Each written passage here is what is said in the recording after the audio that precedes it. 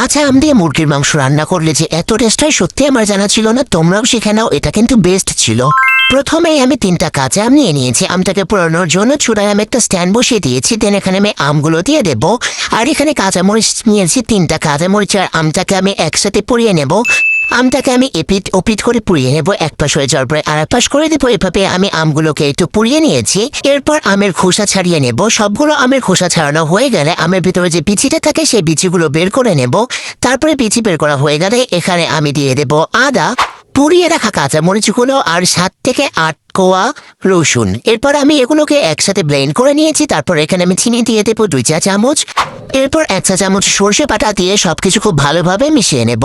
এবার চিকেনটা ম্যারিনেট করার পালা। তাই প্রথমে যে আমের মিশ্রণটা করে রেখেছি সেটা পুরোটা দিয়ে দেবো। তারপরে লবণ দিয়ে দেবো পরিমাণ মতো, স্বাদ মতো লাল মরিচের গুঁড়া, পরিমাণ মতো হলুদের গুঁড়া আর পরিমাণ মতো তেল দিয়ে আমি সবকিছু খুব ভালোভাবে একসাথে মিশিয়ে নেব। এখানে আমি একটু সময় নিয়ে মিশিয়েছিলাম যাতে সবগুলো খুব ভালোভাবে মিশিয়ে যায়।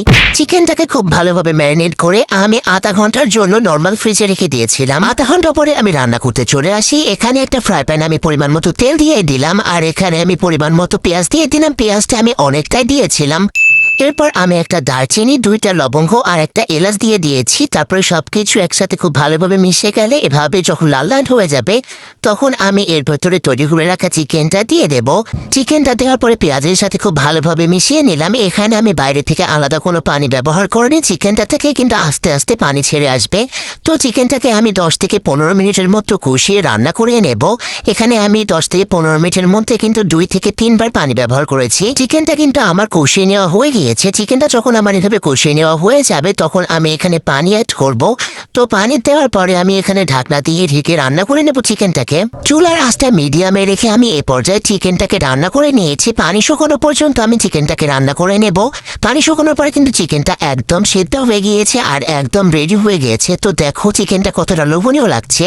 তো এখানে আমার রান্নাটা শেষ। তাই দেরি না করে আমি খাইতে বসে যাই। তো তোমাদের কাছে আজকের রেসিপিটা কেমন লাগলো অবশ্যই জানিও। আল্লাহ হাফেজ।